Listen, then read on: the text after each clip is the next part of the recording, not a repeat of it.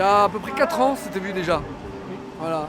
Donc on est de retour du côté de Perpignan et on est retourné exactement au marché Vernet pour voir les habitants de ce quartier. Et notre présence ici, c'est le Tour de France, nos quartiers ont de la gueule.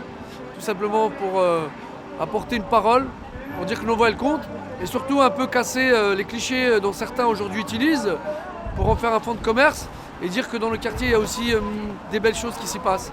Malgré les difficultés de ses habitants, eh ben, c'est aussi ces belles choses qu'on veut montrer. C'est-à-dire qu'en gros, quand il y a eu le Covid, ceux qu'on a vus les premiers de cordée, ça a été beaucoup de ses habitants qui clairement étaient présents en termes d'aides-soignants, les chauffeurs-livreurs qui venaient simplement livrer les grandes surfaces, les caissières ou les caissiers, et qui étaient là et qui prenaient des risques, alors qu'il y en a d'autres qui étaient à l'époque bien chez eux en train de faire du télétravail. C'est pas en fait monter les uns contre les autres, mais c'est juste de dire que c'est aussi ça aujourd'hui ces habitants et ils méritent respect et dignité. On vient discuter des problèmes que vous vivez au quotidien, discrimination, la stigmatisation. En fait, il y en a marre. Donc on vient prendre toutes vos doléances. Et on va faire 4000 km. Hein. Là, ici, c'est la 7e étape, tu confirmes? 7e étape ici à Perpignan.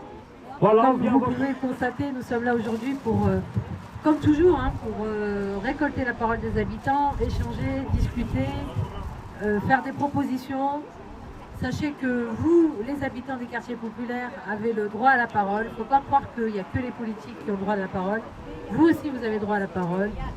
La coordination Passons-nous se propose d'être le porte-voix des quartiers populaires. Alors n'hésitez pas à venir nous rencontrer. Et pour ceux qui n'ont pas trop le temps, cet après-midi, nous serons sur la place Cassagne de 15h30 à 17h30. Voilà. Ok.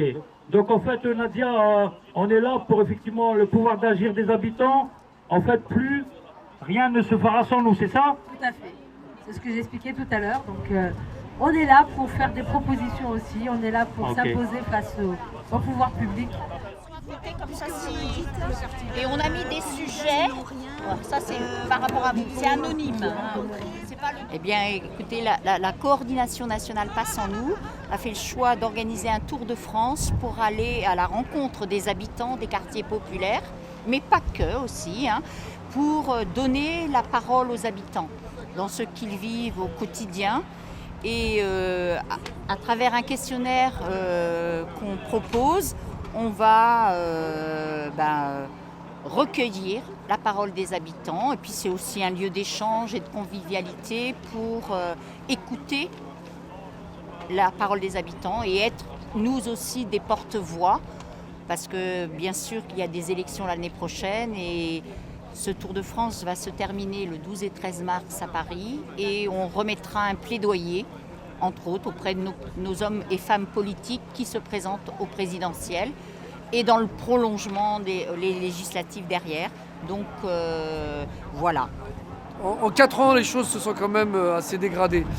En termes de discours, en termes de représentation, ceux qui aujourd'hui utilisent ces habitants comme le fonds de commerce, il y a une parole raciste, fasciste, qui est aujourd'hui malheureusement devenue banale. Et ça, c'est très inquiétant. En gros, on nous a parlé d'une forme de séparatisme. Il y a des gens qui essayent de séparer exactement ces Français et veulent les monter les uns contre les autres. Et il faut tout simplement qu'on réagisse, qu'on agisse et qu'on ne subisse pas aujourd'hui cette minorité qui voudrait tout simplement nous monter les uns contre les autres, quoi. Les énergies associatives notamment, parce que les autres, j'y compte pas trop dessus, mais les énergies associatives et individuelles, qu'elles émanent des quartiers populaires ou qu'elles soient extérieures aux quartiers populaires, se mobilisent parce qu'on est dans une ambiance à Perpignan qui n'est pas une ambiance qui est très favorable à l'épanouissement des habitants, des familles et des gens qui vivent dans les quartiers populaires et notamment de la jeunesse. Jean-Paul, si tu étais président, ta première décision. Président de quoi? De la République. Ah bon? Allez Jean-Paul, faut pas rougir. Non, je ne rougis pas. Si j'étais président de la République, je ne sais pas. Bon, d'abord, je ne le serais pas parce que je pense qu'il faut une présidente plutôt qu'un président. Voilà. Ah mais là, c'est la question que te pose à toi, Jean-Paul. Ensuite, ce ne serait pas un blanc. Voilà, parce qu'il faudrait que ça tourne un peu. Voilà, donc, non, pour dire que si j'étais président, la première chose que je ferais, je ne sais pas, c'est que je dirais, on va essayer de faire exister l'égalité dans ce pays. Voilà. Voilà, un grand merci à Jean-Paul, de militant associatif ici à Perpignan. À bientôt. On vient discuter, échanger.